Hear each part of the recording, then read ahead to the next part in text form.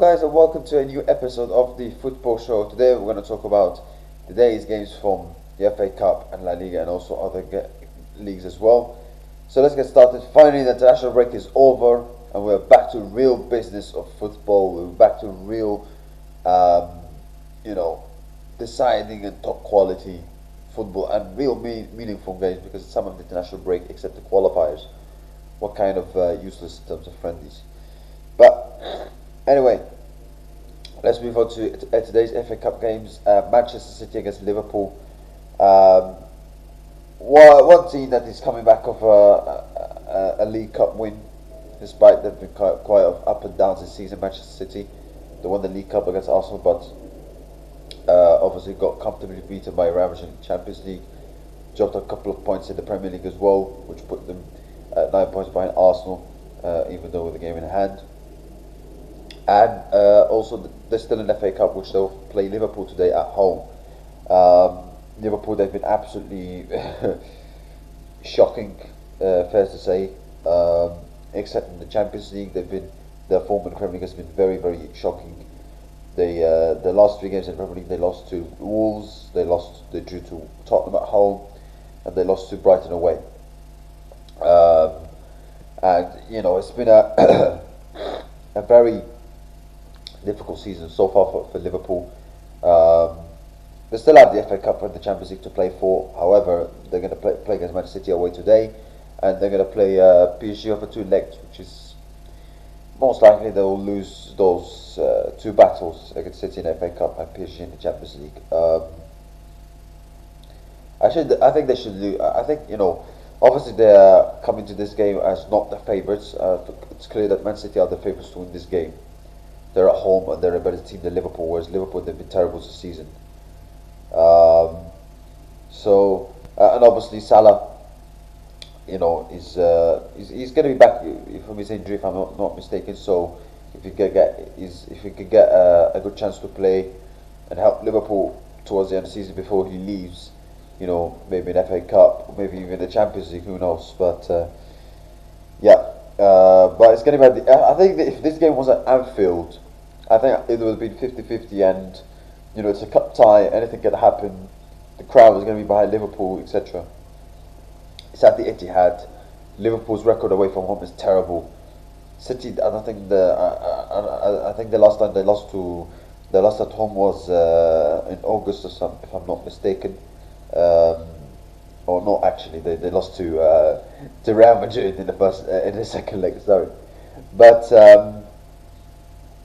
yeah, like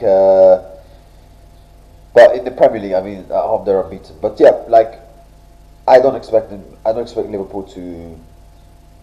to put in a good fight to Manchester City. I mean, if you tell me what reason I can give you for Liverpool to beat Man City, I can't give you one.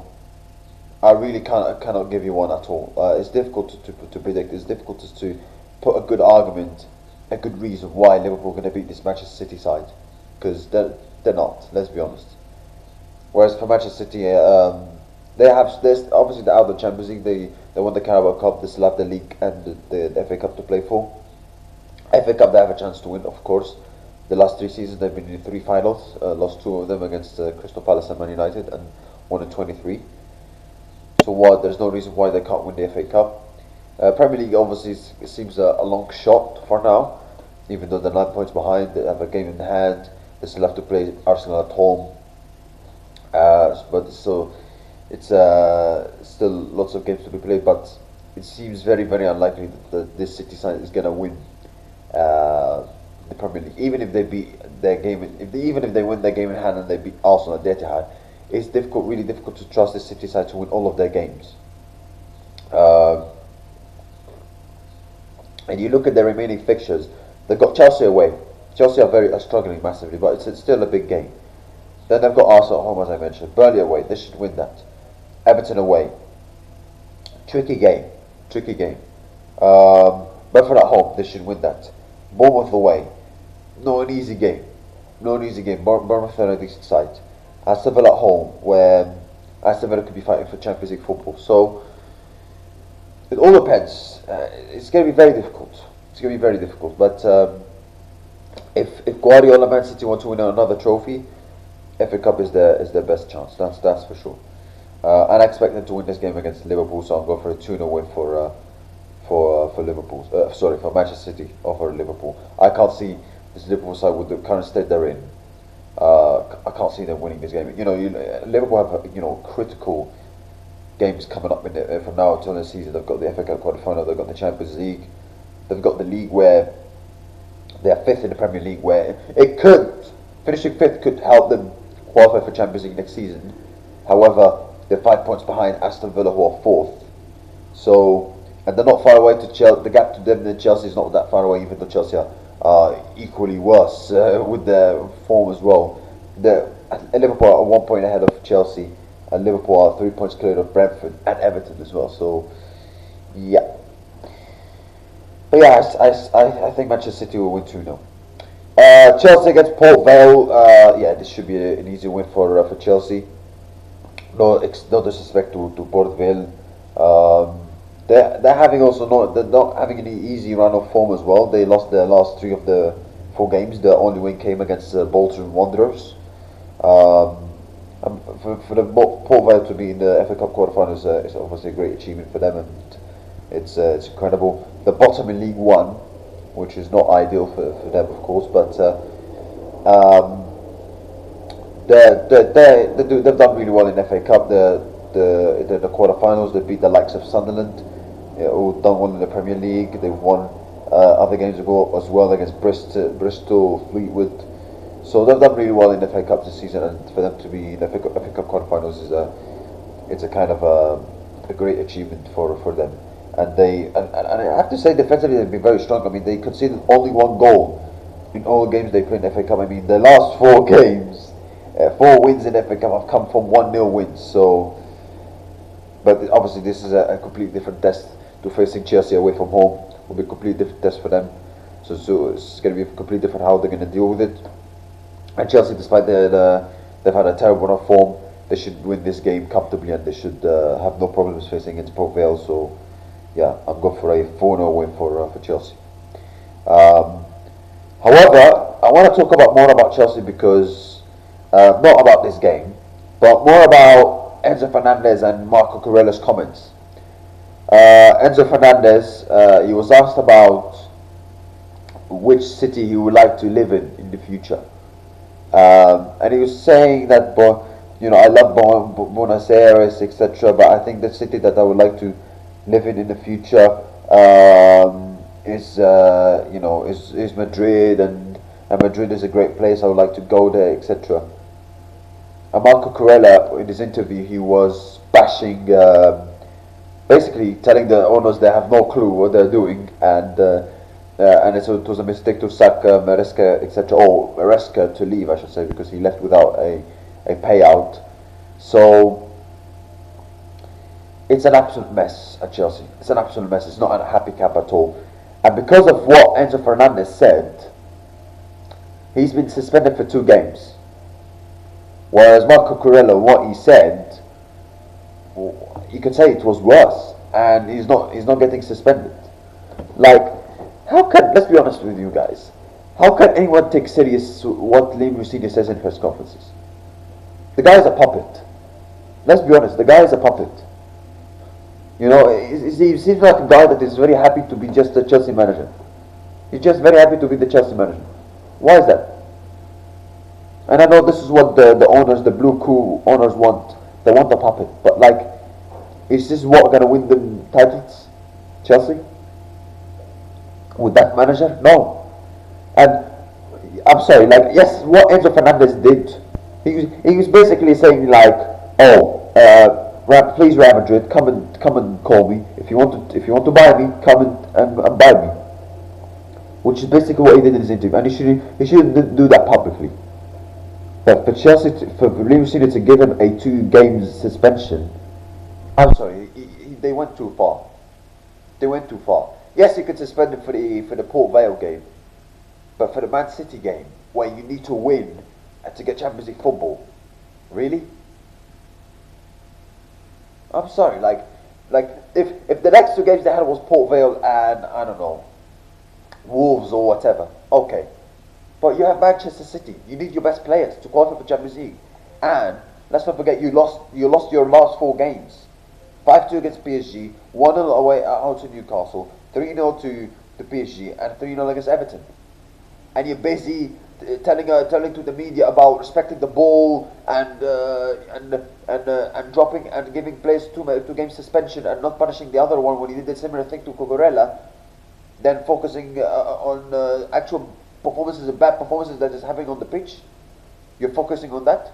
Yes, you want to build a culture, you want to build an identity, you want to build some discipline, etc. But like, if you want to build some discipline and culture, you have to treat everyone the same way. And if you're gonna give suspension to Enzo Fernandez for what he did, why don't you do the same thing for Marco Cucurella? And let's not forget, Enzo Fernandez, you could argue. I still think what Enzo Fernandez said is wrong. You cannot say that publicly. He's basically saying, Real Madrid, come and get me. But he was asked, at least. Whereas Marco Cucurella just like split the beans. He just like, he put oil in the fire, basically. And you don't punish him? I don't think they should have punished Enzo Fernandez. Like let's say a fine, for example. A fine or whatever. Or a 1 game suspension, but 2 game suspension, I'm sorry, they went too far. They went too far in my opinion. And if you're going to give 2 game suspension to Enzo Fernandez, you have to do the same thing for Marco Cucurella.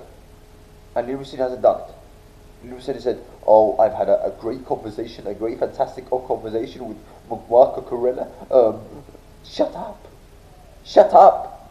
Who do you think you are? So, yeah. Now let's move on to Southampton against Arsenal. Arsenal will be looking to bounce back after the Carabao Cup final defeat. They still have other 3 competitions to play for. They've got the FA Cup, they've got the Champions League, the Premier League. They should win the Premier League.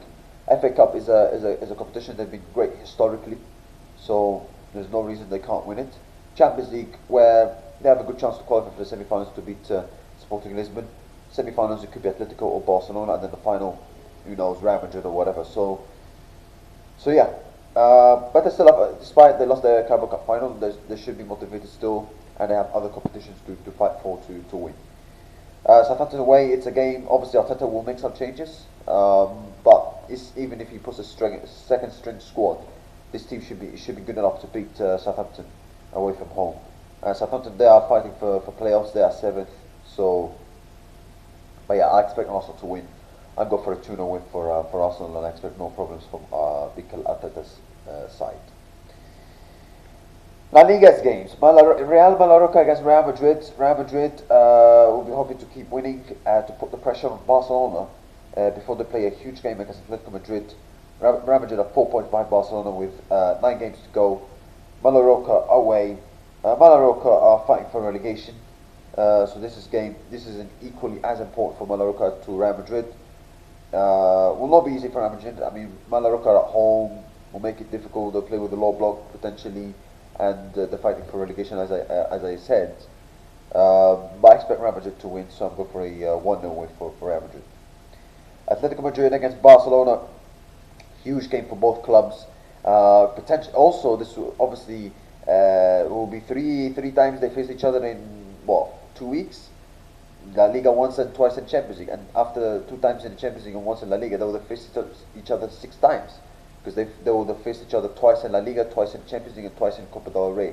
Well, obviously Atletico Madrid got the better of them in both legs. It's going to be at the Wanda Metropolitano, where Barcelona has a very good record there. It's all those. I mean, Barcelona obviously have to win to try to win the title. But will Atletico Madrid, like let's say, and Simeone take this game seriously? I mean, they should qualify for the Champions League anyway. They have a very good chance to qualify for Champions League. But is Atletico and Simeone will take this game seriously because they're going to face Barcelona later on in Champions League, or is going to be like see how Barcelona are going to go about it? It's going to be interesting. I think it's going to be, obviously Barcelona will take this game seriously because they have to win the title, but it's going to be interesting to see how Simeone and his players will take this game. How serious they'll take this game. Is he going to rest players, or is he going to want to see how Barcelona, play, etc. So, yeah.